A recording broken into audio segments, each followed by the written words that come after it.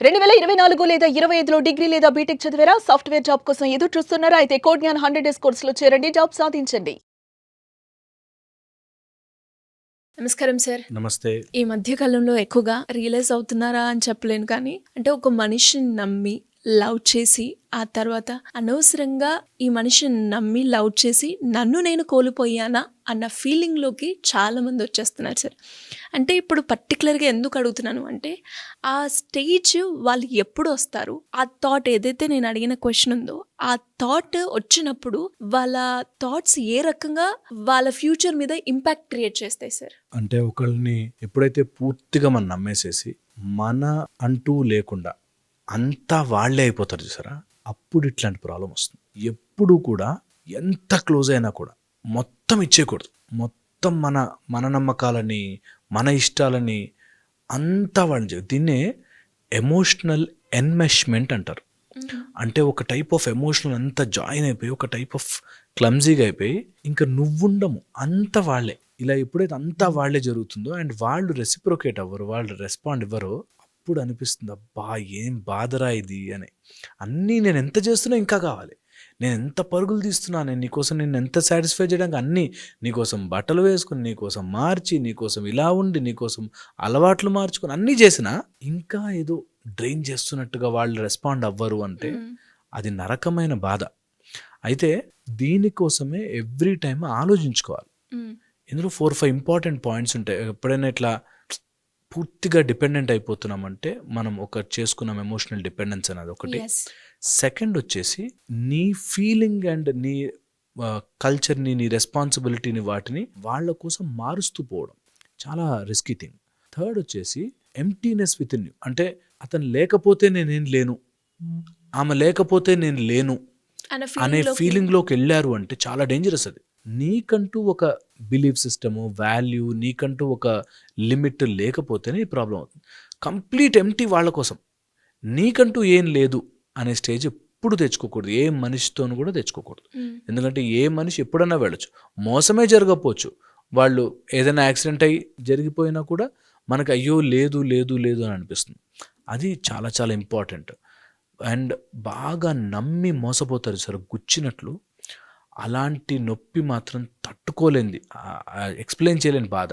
ఎందుకంటే వాళ్ళ కోసం మొత్తం త్యాగం చేసేసి, మొత్తం ఇచ్చేసి, వాళ్ళ ఫ్యామిలీని వదులుకుని, ఒక అమ్మాయి నాకు తెలిసిన అమ్మాయి లవ్ చేసిన కారణంగా ఫ్యామిలీని వదిలేసి, ఆమె ఉంటున్న ఊరు వదిలేసి, ఉద్యోగం వదిలేసి, ఏదో తెలియని నార్త్ ప్లేస్లో ఒక కుగ్రామంలో ఏదో చేస్తాడని చెప్తే వెళ్ళిపోయి, అక్కడ వాడు పెట్టని టార్చర్ లేదు, పెట్టాక అయినా కూడా నువ్వంటే ఇష్టం రా, నువ్వు ఏదో రోజు మారుతావని నాకు తెలుసు, నువ్వు నీలో మార్పు చూడడానికి నేను ఎంతైనా తట్టుకుంటాను.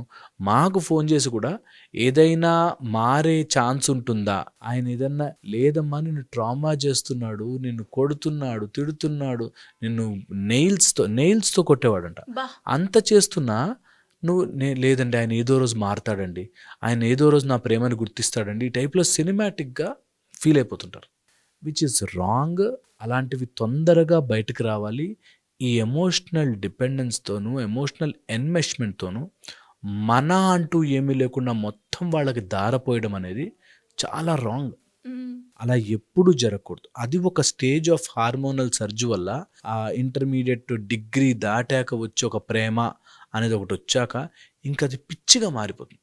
అది ఎప్పుడు జరగకూడదు. ఏ అమ్మాయికి, ఏ అబ్బాయికి అలాంటి సిచ్యువేషన్ రాకూడదు.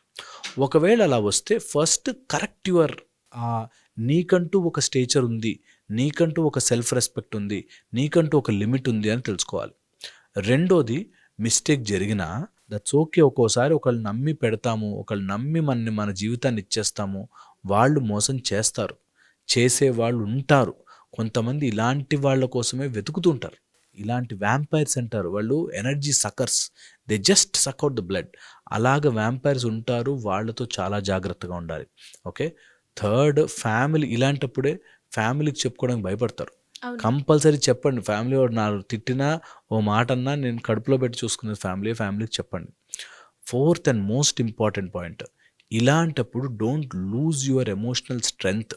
ఎమోషనల్ స్ట్రెంగ్త్ పోగొట్టుకున్నాము అంటే ఇంకా ఇంకా కింద దిగజారిపోతాం. ఎమోషనల్ స్ట్రెంగ్త్ ఎట్లా ఉండాలి? కొన్ని సిచ్యువేషన్ జరిగినప్పుడు నీ ఎమోషనల్ ఇంబ్యాలెన్స్ కాకుండా ఈ ఎమోషనల్ డిస్రెగ్యులేషన్ కాకుండా ఒక ఫిలాసఫీ గుర్తుపెట్టుకోవచ్చు. ఆ ఫిలాసఫీలో నీకు ఒక ఫ్లైట్లో ఎక్కి కూర్చున్నావు, సీట్ బెల్ట్ వేసుకున్నావు, ఫ్లైట్లో కూర్చున్నావు. నీకు ఫ్లైట్ ఎగ్జాక్ట్లీ ఎగిరేటప్పుడు తెలుస్తుంది గాల్లోకి ఎగురుతుంది అని. అలాగ నీ ఎమోషన్ ఎప్పుడైనా అట్లా స్ట్రైట్గా వెళ్ళకుండా ఇట్లా సడన్ సర్జ్ తీసుకున్నాయంటే ఎమోషనల్ హైస్ అండ్ లోస్ అంటారు. ఏ మనిషి మీదైనా too high an emotion, too low an emotion control చేయడం ప్రాక్టీస్ చేయాలి. ఎలా సార్ అంటే కంట్రోల్ ఈజీ ఐడెంటిఫికేషన్. ఫస్ట్ ఏంటి, ఎవరన్నా చూడగానే నాకు వాడిని చూస్తే చాలు, వాడికి నచ్చేటట్టుగా నేను బట్టలు వేసుకోవాలి, అతనికి నచ్చేటట్టుగా ఉండాలి, ఆమెకు నచ్చేటట్టుగా ఉండాలి, ఆమెకు నచ్చడం కోసం నేను ఏదైనా చేస్తాను. ఇందులోంచి బయటపడాలి అనుకుని గుర్తు చేసుకుని అంత అవసరం లేదు, that's okay, will give a break, ఏం కాదు అని వెయిట్ చేయాలి. 1. సెకండ్ వచ్చేసి ఒకవేళ అట్లాంటిది ఏదైనా ఎమోషనల్ హై అండ్ లో ఉంటే రాసుకోవాలి. వెన్ యూ స్పీక్ అవుట్, ఎందుకింత నేను ఎమోషన్ గురైపోతున్నాను, ఎందుకింత నన్ను నేను కంట్రోల్ చేసుకోనికుండా వాడు కొట్టినా తిట్టినా ఎందుకుంటున్నాను అని రాసుకుంటే you will know their base. ఏంటంటే నేను ఇన్ఎడిక్వేట్, నేను సరిపోవట్లేదు, నాకు వాడి ఉంటేనే నా జీవితం ఫుల్ఫిల్గా ఉంటుంది, ఆమె ఉంటేనే నా జీవితం ఫుల్ ఫ్లెజ్డ్గా ఉంటుంది అని ఒక నమ్మకంలోకి వెళ్తారు, విచ్ ఈజ్ రాంగ్. అలా ఎప్పుడు నమ్మకూడదు. ఎవరు లేకపోయినా నీ జీవితం సంపూర్ణం. పూర్ణమదః పూర్ణమిదం పూర్ణాత్ పూర్ణముదచ్యతే అంటారు. అలా everything you are a full life. నీకు ఎవరి నీడ్ అవసరము లేదు. ఎవరైనా పాజిటివ్గా వచ్చారా లైఫ్లో వెల్కమ్, లేకపోతే you should leave it. Okay, ఈ ఎమోషనల్ హై అండ్లో రాసుకున్నప్పుడు తెలుస్తుంది నేను ఎందుకు నేను ఇంత ఇన్ఎడిక్వేట్గా నేను ఉండలేకపోతున్నాను, నేను ఇంతకంటే నేను బెటర్ అవ్వలేను అని ఎందుకు అనుకుంటున్నాను అనేది తెచ్చుకోవాలి. 5 ఇలాంటివి వస్తే these are speed breakers, not dead ends అని గుర్తుపెట్టుకోవాలి.